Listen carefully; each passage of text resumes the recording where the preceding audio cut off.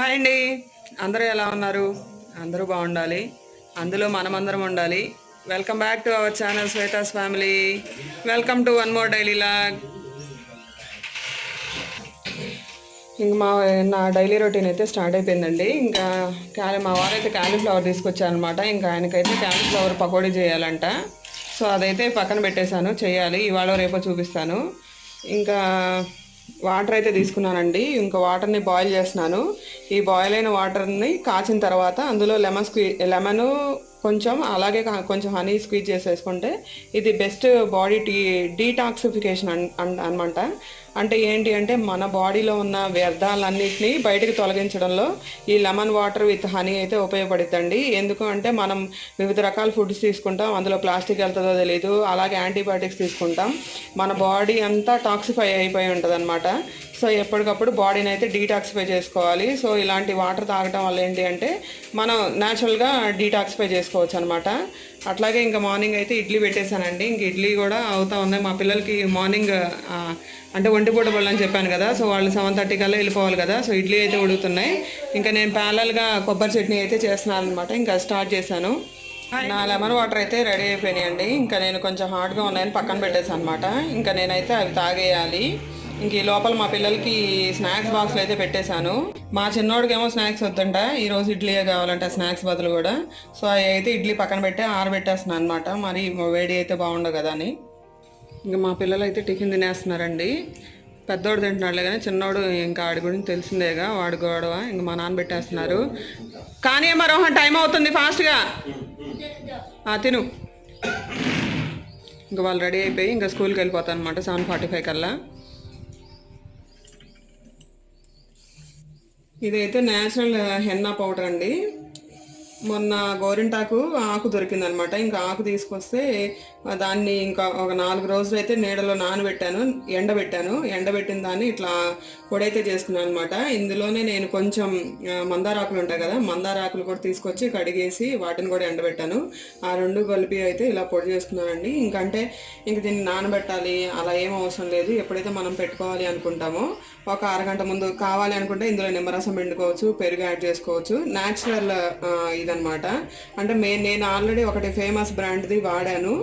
వాడితే ఏంటంటే నా హెయిర్ థిన్గా అయిపోవటం, ఊడిపోవడం అలా జరిగిందనమాట. సో ఇంకా నేను దీనికి ఎలా చెక్ చేయాలి, ఎలా చెక్ పెట్టాలి అనుకుంటే ఇంకా ఇట్లా మా అమ్మ ఇలా సజెస్ట్ చేసింది అనమాట. ఇట్లా న్యాచురల్గానే గోరింటాకు పొడి పెట్టుకో, అట్లా ఏం వాడద్దు అని. ఇంకా అంటే గోరింటాకు ఫ్రెష్గా దొరికింది నేను పెట్టుకోవాలి అనుకున్నప్పుడు డైరెక్ట్గా దాన్నే రుబ్బి పెట్టుకుంటాను. లేదు అనుకుంటే ఇలా పొడి చేసుకున్న దాన్నే అప్పటికప్పుడు యూజ్ చేసుకుంటాను అనమాట. మా బ్రేక్ఫాస్ట్ అయితే అయిపోయిందండి. ఇంకా అందరం ప్రశాంతంగా టీ అయితే తాగేసాం అనమాట. ఇంకా లంచ్ పిల్లలు ఇంటికి వచ్చేస్తారు కదా లంచ్కి. ఇంకా ఇప్పుడు ఏంటి అంటే ఇంకా నేను ఏది పెట్టినా తింటారు. అక్కడ అనుకో స్కూల్ దగ్గర వాళ్ళే తినేస్తారు కాబట్టి అదొద్దు ఇదొద్దు అలాంటి స్పెసిఫికేషన్స్ ఉంటాయి. ఇంక ఇంట్లో ఏంటి అంటే ఇంకా నేను పెడితే తింటారు కదా. సో ఇవాళ అయితే నేను చింతపండు పులిహోర చేస్తున్నాను. చింతపండు ఏంటి అంటే నేను 3/4 కిలో బియ్యం తీసుకున్నానండి. 3/4 కిలో బియ్యానికి 100 గ్రాములు చింతపండు అయితే నానేసుకుంటున్నాను. ఇది లెక్క అనమాట. మామూలుగా కిలోకి అయితే 150 గ్రాములు తీసుకుంటాం. సో నేను 3/4 కిలో బియ్యం తీసుకున్నాను కాబట్టి 100 గ్రాముల చింతపండు అయితే నానేసుకుంటున్నాను. ఇంకా ఆల్రెడీ రైస్ కూడా కడిగేసానండి. రైస్ కూడా ఒక 1/2 అవర్ అయిందనమాట నాని. ఇంకా పొయ్యి మీద అయితే పెట్టేశాను. ఇంక ఇది రైస్ అయిపోయిన తర్వాత ఇంకా చింతపండు పులుసు చేసుకొని ఇంకా చింతపండు పులిహోర అయితే మీకు ఎలా చేయాలో చూపిస్తాను. రైస్ అయితే చక్కగా ఉడికిందండి. ఉడికిచ్చేటప్పుడే నేను అందులో కొంచెం పసుపు అట్లాగే కొంచెం ఆయిల్ కూడా వేసుకున్నాను అనమాట. ఎందుకంటే రైస్ ముద్దపడ కాకుండా పసుపు కూడా ఏంటి అంటే మనం అన్నం ఉడికిచ్చేటప్పుడు వేసుకుంటే అన్నంతో పాటు ఉడికిద్ది కదా, మళ్ళీ విడిగా వేసుకోకుండా. మనకి ఇప్పుడు ఏంటి అంటే అన్నంతో పాటు కలిసిపోయింది కాబట్టి ఇంకా మళ్ళీ విడిగా వేసుకోవాల్సిన అవసరం ఉండదు కదా. అందుకని నేను అన్నం ఉడికిచ్చేటప్పుడే పసుపు అలాగే కొంచెం నూనె కూడా వేసుకున్నాను, అన్నం పొడి పొడిగా ఉండడం కోసం. ఇంకా అన్నం అయితే అయిపోయిందండి. ఇంకా నేను తాలింపు పెట్టుకోవాలి. ఇంకా అన్నం అయితే అయిపోయింది కదండి. ఇంకా మనం చింతపండు పులిహోరకి మెయిన్గా చింతపండు పులుసు పెట్టుకోవాలి. చింతపండు పులుసు అది ఎలా ఉడికింది దాని మీదే మన పులిహోర టేస్ట్ అంతా ఆధారపడి ఉంటుంది కదా. సో నేను ఇంకా స్టవ్ అయితే ఆన్ చేసుకున్నానండి. స్టవ్ మీద ఒక చిన్న గిన్నె పెట్టుకున్నాను. ఆ గిన్నె సైజ్ ఏంటి అంటే మన చింతపండు పులుసు ఉడకాలన్నమాట. సో నాకు ఒక 100 గ్రామ్స్ చింతపండు తీసుకున్నాను అన్నాను కదా, ఇప్పుడు అదంతా పిసికి ఇందులో వేయాలి. సో ఒక గిన్నె అయితే పెట్టుకొని అందులో ఒక 50 గ్రాముల వరకు నూనె అయితే పోసుకున్నానండి.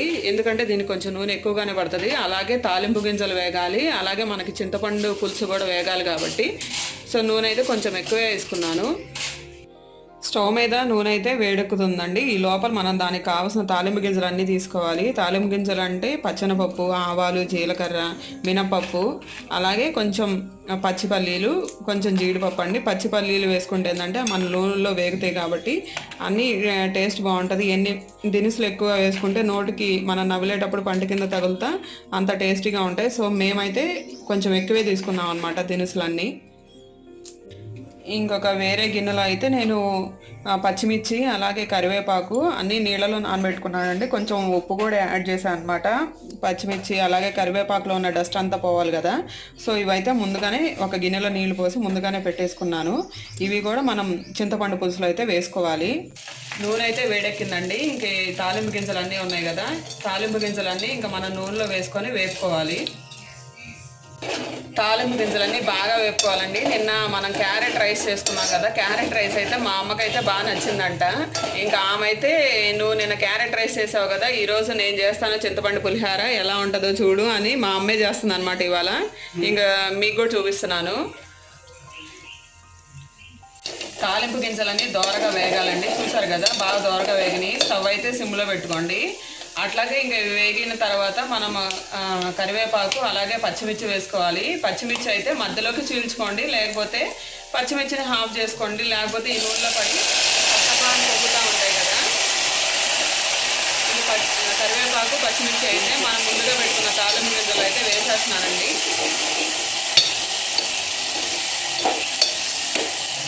పచ్చిమిర్చి బాగా వేపుకోవాలండి. నూనెలో వేపుకుంటే ఏంటంటే దాంట్లో ఉన్న కారం అంతా నూనెలో తీసి, పచ్చిమిర్చి కూడా మనం డైరెక్ట్గా పులిహోరతో ఏ కర్రీ లేకుండా ఇంకా ఏ చట్నీ లేకుండా ఇంకా డైరెక్ట్గా తినేసేయచ్చు అనమాట.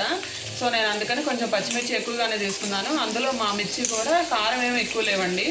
ఇంకా ప్యారలల్గా నేను మా అమ్మ అయితే చింతపండు రసాన్ని కూడా పిండుతున్నారనమాట. ఇది కొలతండి.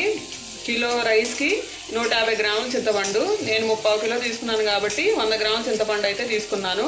ఈ కొలత కనుక మనం పక్కాగా ఫాలో అయితే మన చింతపండు ఇంకా పులుపు అన్నీ ఈక్వల్గా ఉంటాయి అన్నమాట. చూసారు కదా పచ్చిమిర్చి కూడా బాగా వేగుతున్నాయండి. ఆల్రెడీ కరివేపాకు అయితే వేగేసింది. ఇంకా పచ్చిమిర్చి కూడా కొంచెం ఒక 75% వేగిన తర్వాత మనం ముందుగా రెడీ చేసి పెట్టుకున్న చింతపండు పులుసు అయితే దాంట్లో వేసేయచ్చు. చింతపండులో కూడా పచ్చిమిర్చి బాగా వేగుతాయి కదా, ఉడుకుతాయి కదా చింతపండు పులుసుతో పాటు. ఆ పచ్చిమిర్చి టేస్ట్ అయితే చాలా బాగుంటుందండి. పచ్చిమిర్చి అయితే బాగా వేగినాయండి. ఇంకా మనం ముందుగా రెడీ చేసి పెట్టుకున్నాం కదా చింతపండు పులుసు, అది కూడా యాడ్ చేస్తున్నాను. చింతపండు పులుసులో నీళ్ళు ఎక్కువ యాడ్ చేసుకోవద్దండి, ఎందుకంటే అవి ఉడకడానికి చాలా టైం పడుతుంది కదా.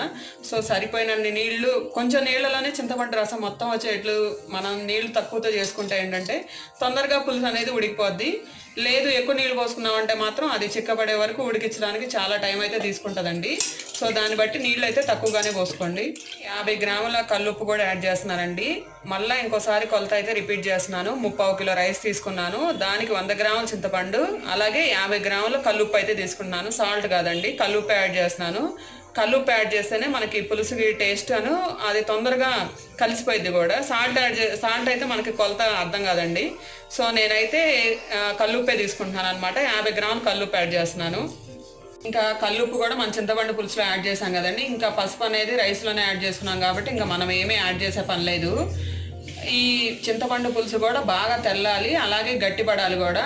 అది దగ్గర పడే వరకు మనమైతే పులుసుని ఉడకబెడుతూనే ఉండాలి. ఈ లోపల మన లోపల వేసిన కరివేపాకు అట్లాగే పచ్చిమిర్చి ఉన్నాయి కదా, ఇవి కూడా చింతపండు పులుసులో బాగా వేగుతాయి అనమాట. మనం విడిగా తినాలన్నా కూడా కారం ఏమి ఉండదు. ఇంకా ఈ చింతపండు పులిహోరతో పాటు ఏ చట్నీలు అలాగే ఏ ఫ్రై కూడా అవసరం లేదండి. ఇంకా డైరెక్ట్గా కావాలి అనుకుంటే మనకి పెరుగుతో పాటు తినేయచ్చు అనమాట. చాలా టేస్టీగా అయితే ఉంటుంది. మనకి గుళ్ళలో ప్రసాదం పెడతారు, అలాగే మనకి వినాయక చవితి మండపాల దగ్గర కూడా పెడతా ఉంటారు కదా. ఈ పులిహోర అయితే చాలా టేస్టీగా ఉంటుందండి.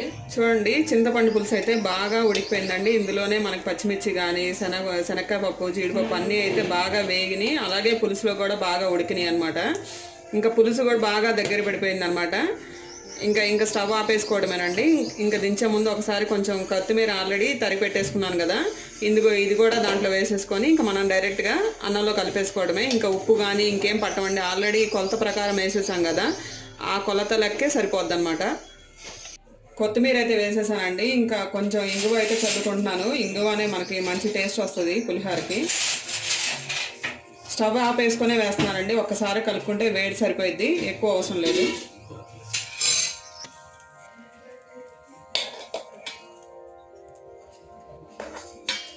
ముందుగానే రైస్ అంతా ఉడకబెట్టి పెట్టుకున్నాం కదండి, ఆ రైస్ అంతా ఇందులో ఒక గిన్నెలో అయితే వేసుకుంటున్నాను అనమాట.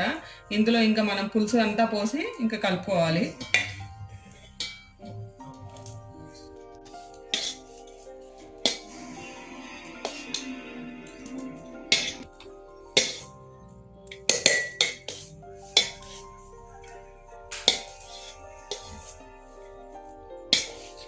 చూడండి, అన్నం అయితే ఉండలు లేకుండా పొడి పొడిగా చేసుకుంటున్నానండి. అంటే మొత్తం పులుసు అంతా పట్టాలి కదా రైస్ మొత్తానికి.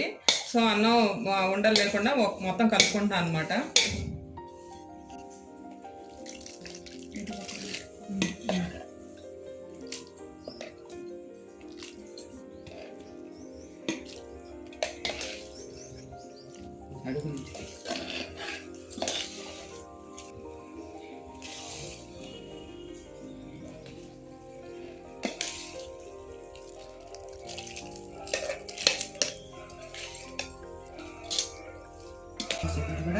పోసేసాయి, అది కూడా పోసేసాయి.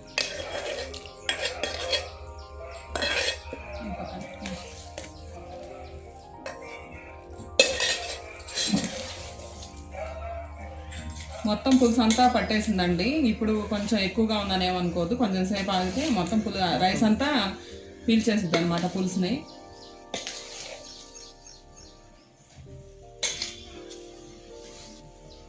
పులుసు ఉడికేటప్పుడే ఒక చిన్న బెల్లం ముక్క కానీ కొంచెం షుగర్ కానీ యాడ్ చేసుకోండి. అప్పుడు ఏంటంటే ఇంకా మనకి కొంచెం టేస్ట్ అనేది ఎన్హాన్స్ అయ్యిద్ది అనమాట.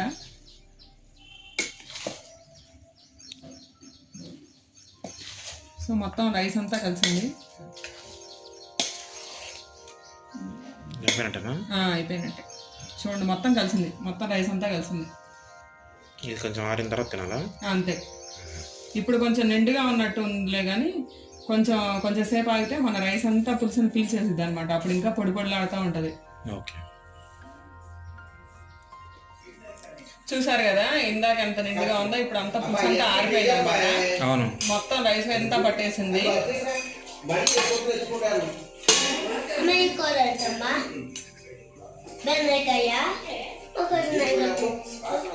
రోహన్ కూడా పెట్టు. మొత్తం అయితే సరిపోయిందండి, చాలా టేస్టీగా ఉంది.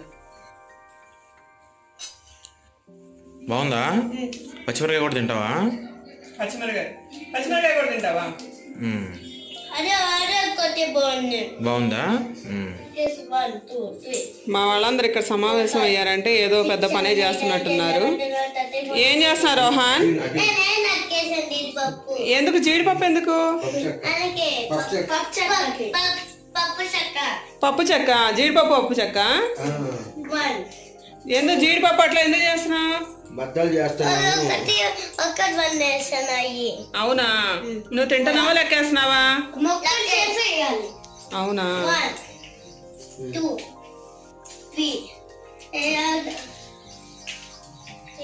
మా అమ్మోళ్ళు అయితే జీడిపప్పు పప్పు చెక్క చేస్తున్నారండి. ఇంకా అందుకని కాయలు ఉన్నాయన్నమాట జీడిపప్పువి, ఇంక వాళ్ళు బద్దలుగా చేస్తున్నారు. ఇంకా మా రోహన్ అయితే ఇంకా అక్కడ పిసుకుతున్నారు మొత్తం.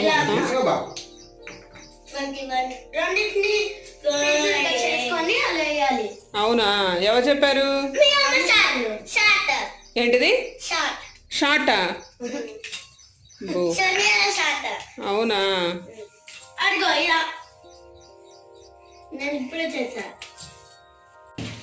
ఎన్ని అవి?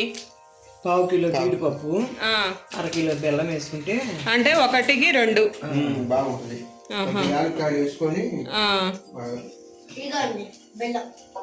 ఓకే, పావు కిలో జీడిపప్పుకి 1 కిలో బెల్లం ఉంటుంది పప్పు చెక్క చేయడానికి, అది కొలత. ఏమైంది రోహన్? పెరుగు తింటావా? ఎందుకు పెరుగు? కొంచెమా? ఎందుకమ్మా? వద్దు, డోంట్ ఓపెన్.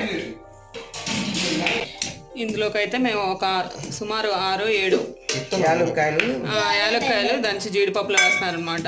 ఈ జీడిపప్పు అయితే ఫస్ట్ మనం కొంచెం నెయ్యి వేసుకొని కరకరలాడేట్లు ఫ్రై చేసుకోవాలి. ఆ తర్వాత మనం పాకం పెట్టుకోవాలి.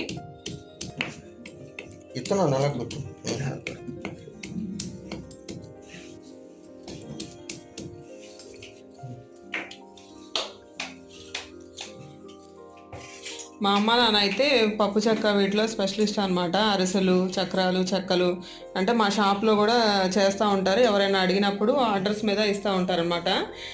సో ఇంకా అందుకని వాళ్ళని అడిగి నేను జీడిపప్పు పప్పు చెక్క ఎలా చేయాలో మీకు చూపిస్తున్నాను. అలాగే నేను కూడా నేర్చుకుంటున్నాను అనమాట ఇప్పుడు. ఎందుకు రోహన్ అక్కడ కూర్చున్నావు ఏంది? కాళ్ళు నొప్పులు వస్తున్నాయి. ఏం పని చేసావు నువ్వు?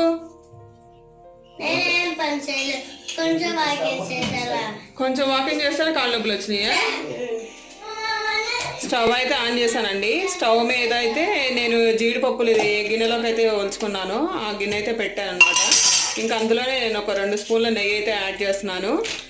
ఆ నెయ్యి దానికి ఆ జీడిపప్పులు మొత్తాన్ని వేపుకోవాలన్నమాట. అంటే ఏం లేదు, జస్ట్ కొంచెం కరకరలాడటానికి. పప్పు కనుక జీడిపప్పు కనుక కరకరలాడుతూ ఉంటే మనం పప్పు చెక్క తీసుకున్నప్పుడు కూడా అది తినేటప్పుడు కరకరలాడుతూ ఉంటుంది. లేకపోతే జీడిపప్పు అనేవి మెత్తగా ఉంటాయి కదా, అందుకని మనం ఒకసారి ప్రీ హీట్ చేసుకోవాలన్నమాట.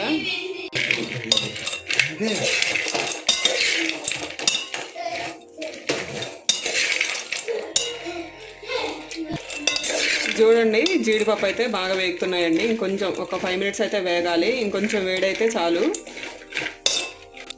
చూడండి జీడిపప్పు కలర్ అయితే కొంచెం చేంజ్ అయింది కదా, కొంచెం బ్రౌనిష్గా వచ్చాయి కదా. ఇంకా అయితే బాగా వేగినట్టండి. ఇంకా నేనైతే స్టవ్ ఆపేస్తున్నాను అనమాట. ఇవి కొంచెం చల్లారనివ్వాలి. ఈ లోపల మనం బెల్లం పాకం అయితే తయారు చేసుకోవాలి. మనం 1/2 కిలో జీడిపప్పుకి 1/2 కిలో బెల్లం అయితే కావాలండి. ఇంకా సో నేను 1/2 కిలో బెల్లమి 2 కుందులు తీసుకున్నాను. ఇంక ఈ కుందులు అయితే అంటే మెత్తగా పొడి చేసుకొని ఇంకా పాకం అయితే పట్టుకోవాలన్నమాట. ఈ లోపల ఎలాచీ కూడా ఒక 8 ఎలాచీలు అయితే సన్నగా కొట్టి ముక్కలు అయితే చేసేసుకున్నాం అనమాట.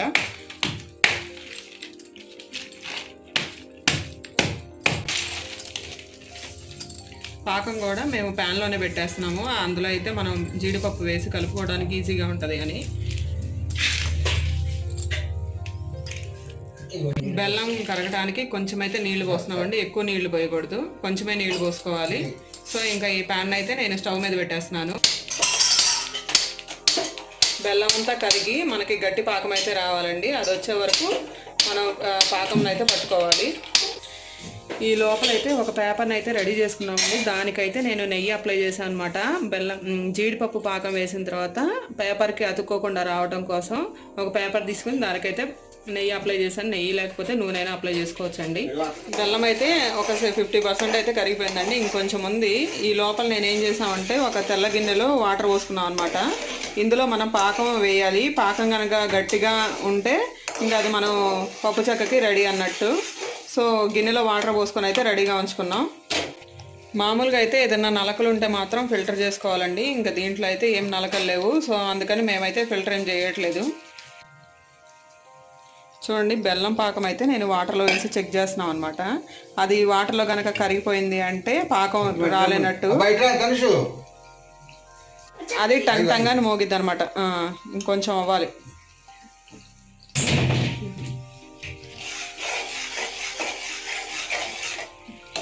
ఇంకో 5 మినిట్స్ అయితే అయిపోయినట్టేనండి. ఆల్రెడీ ఇంకా వచ్చేసింది గట్టిగా, ఇంకొంచెం రావాలి. మనకు చూసారు కదా ఎలా నొరకలుగా వస్తుందో.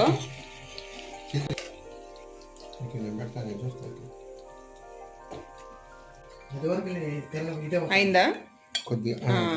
చూడండి సౌండ్ వచ్చింది కదా, అలా రావాలి.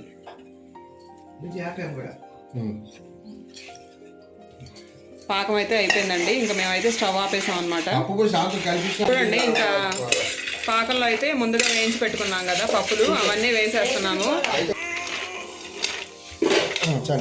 తొందరగా వేసుకొని కలుపుకుంటూ ఉండాలి, లేకపోతే పాకం అయితే గట్టిపడిద్ది. అందులోనే ఇలాచి పౌడర్ ముందు రెడీ చేసి పెట్టుకున్నాం కదా, అది కూడా వేసేసాము. ఇదైతే ఫాస్ట్గా మనం పాకం విరగాలన్నమాట మనం కలిపేటప్పుడే, లేకపోతే పాకం గట్టిపడింది అంటే మాత్రం ఇంకా రాదు.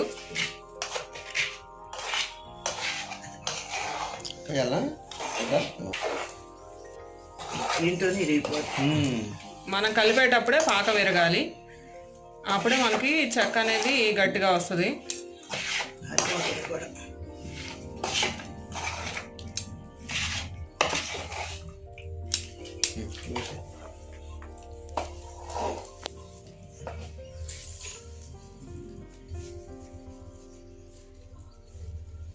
చూడండి, ఇంకా పాకం అంతా కలిపిన తర్వాత మనం ముందుగా పేపర్ ఆయిల్ రాసాం కదా, నెయ్యి రాసి పెట్టుకున్నాం కదా, ఆ పేపర్ అయితే జీడిపప్పు పాకాన్ని మొత్తాన్ని స్ప్రెడ్ చేస్తున్నాం అనమాట. అది మనం వేడివేడిగా ఉంటుంది, చేత్తో పెట్టలేం కాబట్టి మా నాన్న అయితే కత్తితో స్ప్రెడ్ చేస్తున్నారు ఈవెన్గా.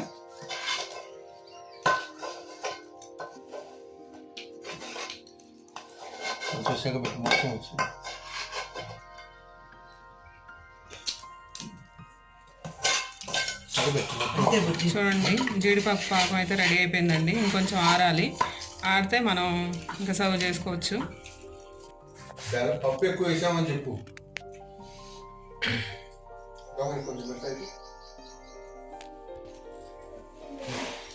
జీడిపప్పు పాకం అయితే రెడీ అయిపోయిందండి. జీడిపప్పు పప్పు చెక్క అంటే మనం ఇంట్లో చేసుకుంటాం కాబట్టి మేమైతే పప్పు ఎక్కువ, బెల్లం తక్కువ. బెల్లం ఆల్రెడీ 1/2 kg వేసినా కూడా అంటే తక్కువనే చెప్పాలి.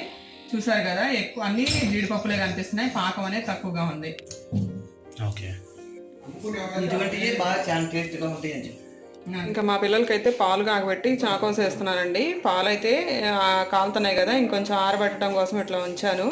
ఇంకా వాళ్ళకి చాకోస్ వేసి ఇవ్వాలన్నమాట. డ్యాన్స్ క్లాస్ అయితే రోజు 5 to 6 ఉండేదండి. ఈ రోజు అయితే 5 to 7 ఎక్స్టెండ్ చేశారు. పాపం వీళ్ళు బాగా అలసిపోయారు. అది కాక ఒళ్ళంతా చెమటలు పట్టినాయి, సమ్మర్ కదా. ఇంకా హోంవర్క్ కూడా ఉందంట. ఇంకా ఫైనల్ ఎగ్జామ్స్ దగ్గరకు వస్తున్నాయి కదా, హోంవర్క్ కూడా ఎక్కువ ఇచ్చారు. ఇంకా కూర్చొని స్టార్ట్ చేశారనమాట ఇప్పుడే. ఇంకా నైట్కి అయితే ఇంకా మార్నింగ్ చేసిన పులిహారే ఉందండి, ఇంకా అదైతే సరిపోద్ది.